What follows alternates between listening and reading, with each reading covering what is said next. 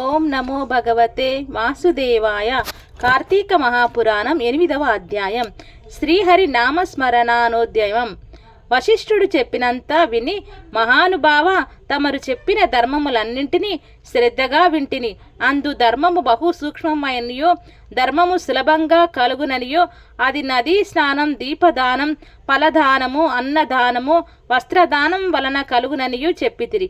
ఇట్టి స్వల్ప ధర్మముల చేతనే మోక్షం లభించుచుండగా, వేదోక్తమగు యజ్ఞయాగాదులు చేసిన వాని గాని పాపని పోవని మా వంటి వశిష్ఠ మునిశ్రేష్ఠులే చెప్పుచుందురు కదా. మరి తమరు ఇది సూక్ష్మములో మోక్షముగా కనబరచినందుకు నాకు అమితాశ్చర్యం కలుగుచున్నది.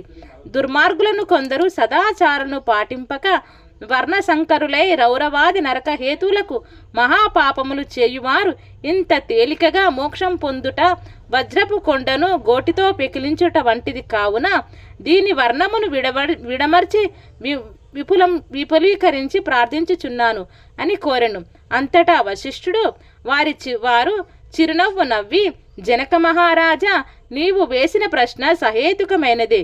నేను వేదాంగములను కూడా పఠించి తిని, వానిలో కూడా సూక్ష్మ మార్గములవి అవి ఏమియూను సాత్విక, రాజస, తామస గుణములు అన్ని ధర్మమును 3 రకముల సాత్వికమనగా దేశ కాల పాత్రలు మూడును సమకూడిన సమయమున సత్తమును గుణము జనించి ఫలమంతయును పరమేశ్వరార్పితం కావించి మనోవాక్కాయ కర్మలచే నొనర్చిన ధర్మము. ఆ ధర్మమందు ఎంతయో ఆధిక్యత కలదు. సాత్విక ధర్మము సమస్త పాపములను నాశిన మొనర్చి పవిత్రులను చేసి దేవలోక భూలోక సుఖములను చేకూర్చును.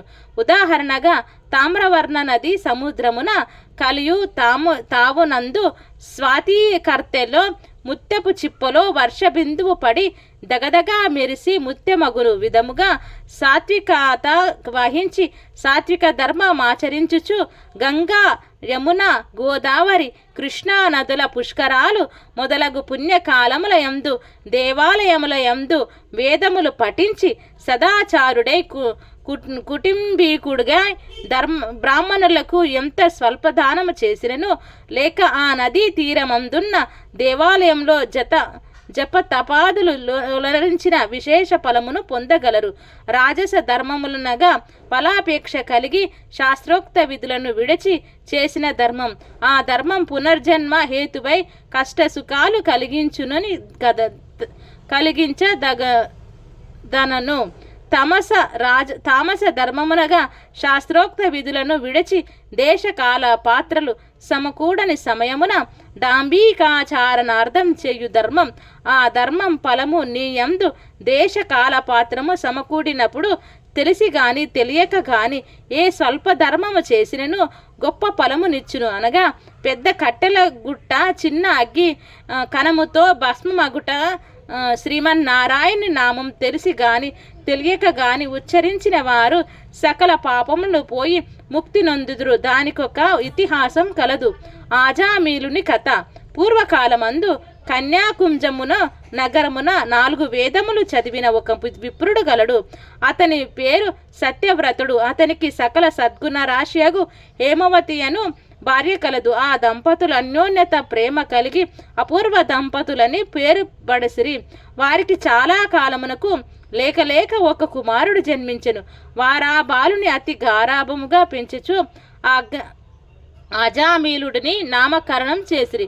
ఆ బాలుడు దినదిన ప్రవర్తమానుడగుచు అతి గారాభం వలన పెద్దలను కూడా నిర్లక్ష్యముగా చూచుచు దుష్ట సహవాసములు చేయుచు విద్యానభ్యసింపక బ్రాహ్మణ ధర్మములను పాటించక సంచరించుచుండెను. ఈ విధముగా కొంతకాలమునకు యవ్వనము రాగా కామాంధుడై మంచి చెడ్డలు మరచి యజ్ఞోపవీతం త్రించి మద్యం సేవించుచు ఎరుకల జాతి స్త్రీని వలచి నిరంతరం ఆమెతోనే కామక్రీడలో తెలియాడుచూ ఇంటికి రాకుండా తల్లిదండ్రులను మరచి ఆమె ఇంటనే భుజించుచుండెను. అతి గారంభం ఎట్లు పరిణమించినదో వింటివా రాజా.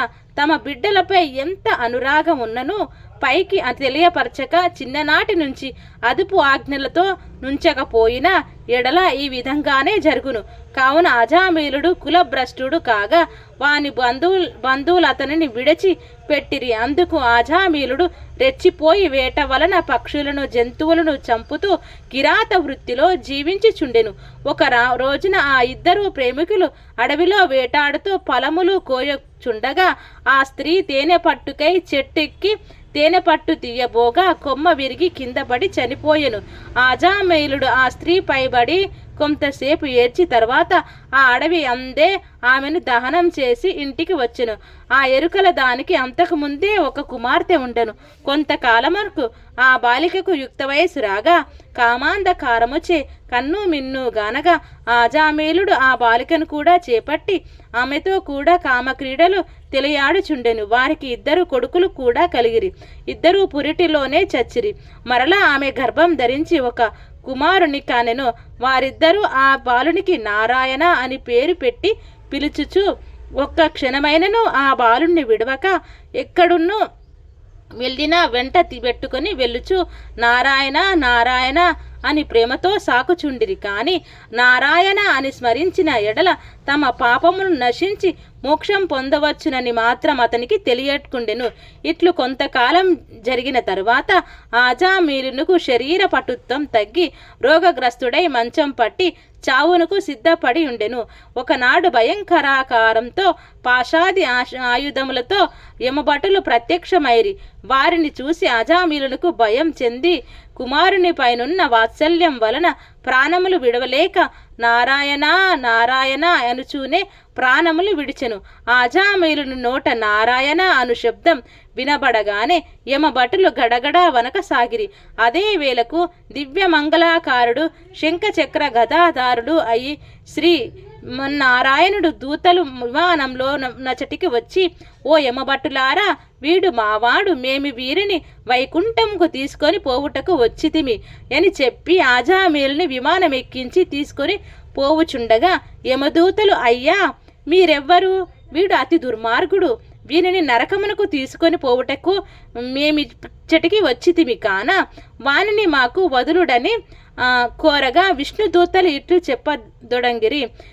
ఇట్లు స్కంద పురాణంతర్గత వశిష్ఠ ప్రోక్త కార్తీక మహత్య మండలి 8వ అధ్యాయం సంపూర్ణం. సర్వం శ్రీమన్నారాయణార్పణమస్తు. ఓం శాంతి శాంతి శాంతి.